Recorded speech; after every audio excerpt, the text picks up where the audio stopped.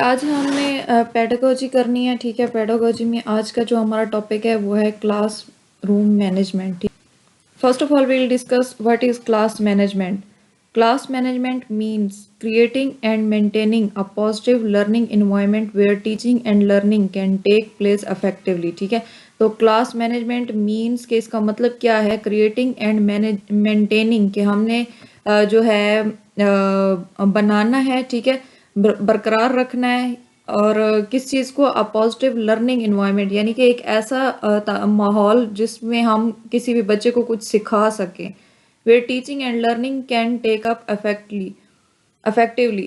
تو جہاں پر جو ٹیچنگ ہے یعنی کہ ہماری جو پڑھانا ہے، ٹھیک ہے، اینڈ لرننگ اور جو بچوں کا سیکھنا ہے وہ دونوں مؤثر طریقے سے ہو سکیں. ٹھیک ہے، تو مطلب کیا ہے کہ کلاس مینجمنٹ سے مراد ایک ایسا جو ہے پازیٹیو مثبت تعلیمی ماحول قائم کرنا اور برقرار رکھنا ہے جہاں پر جو پڑھانا ہے اور سیکھنا دونوں مؤثر طریقے سے ہو سکیں.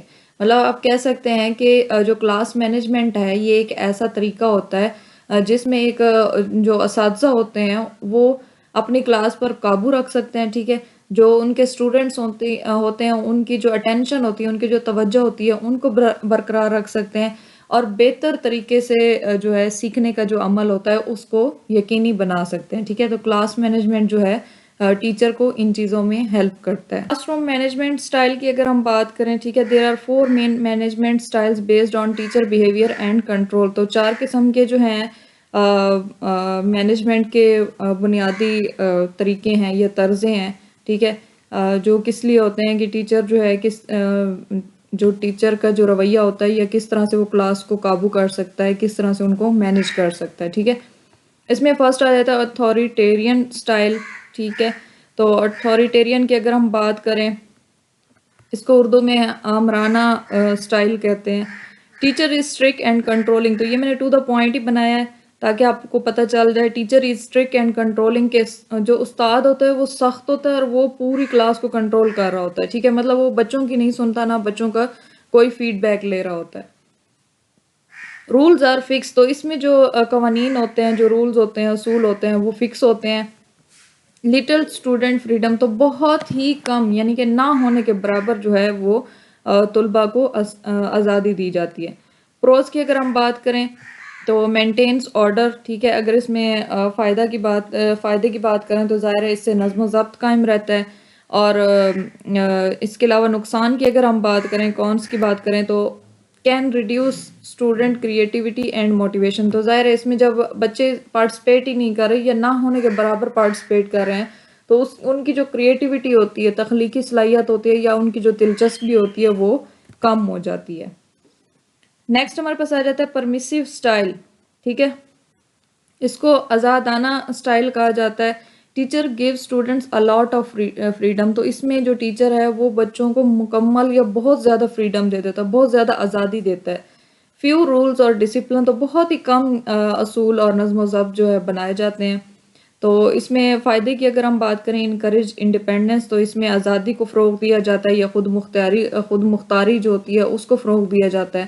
اور اس میں نقصان کی اگر ہم بات کریں، آفن لیڈز ٹو چوز اور لیک آف رسپیکٹ. تو اس میں ظاہر ہے جب ٹیچر اتنا اپنی کلاس کو فری کر دیتا ہے کہ ان کو کہتا ہی کچھ نہیں ہے، وہ اپنی مرضی کرتے رہیں، تو وہ پھر بچوں کے سامنے وہ ٹیچر ہی نہیں رہتا. ٹھیک ہے، تو وہ اکثر بد نظمی یا پھر جو بے ادبی ہے اس کا سبب بنتی ہے. اس کے بعد ہمارے پاس آ جاتا ہے اتھارٹیٹیو اسٹائل. ٹھیک ہے،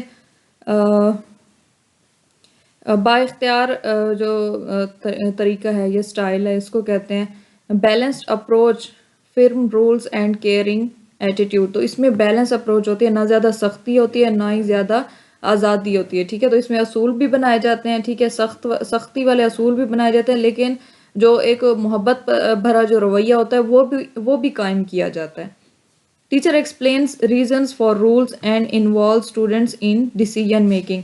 تو اس میں جو استاد ہوتا ہے وہ ریزنس فار رولز مطلب جو اصول بناتا ہے ان کی وجہ بھی سمجھاتا ہے بچوں کو. ٹھیک ہے، اور جو فیصلے کیے جاتے ہیں ان میں بچوں کو بھی شامل کیا جاتا ہے.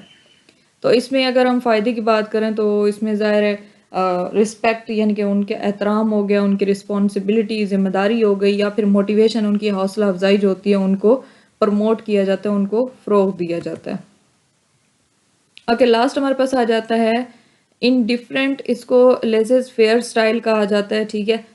تو یہ کون سا ہوتا ہے؟ ٹیچر از ڈسنگیجڈ اور انٹینشیو، یعنی کہ اس میں جو ایک استاد ہوتا ہے وہ بالکل ہی اس کو لاپرواہ طریقہ کہتے ہیں، ٹھیک ہے، یعنی کہ اس میں استاد جو ہوتا ہے وہ بالکل دلچسپی نہیں لیتا، نہ ہی کوئی توجہ دیتا ہے کلاس کے اوپر، ٹھیک ہے۔ لٹل سٹرکچر اور فیڈ بیک، تو اس میں جو ہے کوئی واضح طور پر نظم و ضبط نہیں ہوتا، ٹھیک ہے، اور نہ ہی جو اسٹوڈنٹس ہوتے ہیں ان کی کوئی مناسب قسم کی رہنمائی کی جاتی ہے۔ تو اس میں اگر ہم بات کریں کہ اس کا نقصان کیا ہوتا ہے، تو پور discipline and weak learning environment, تو ظاہر ہے اس میں جو ڈسپلن ہوتا ہے، نظم و ضبط ہوتا ہے، خراب یا کمزور نظم و ضبط پیدا ہوتا ہے، اور اس کے علاوہ جو لرننگ انوائرمنٹ ہوتا ہے وہ بھی بہت ویک ہوتا ہے۔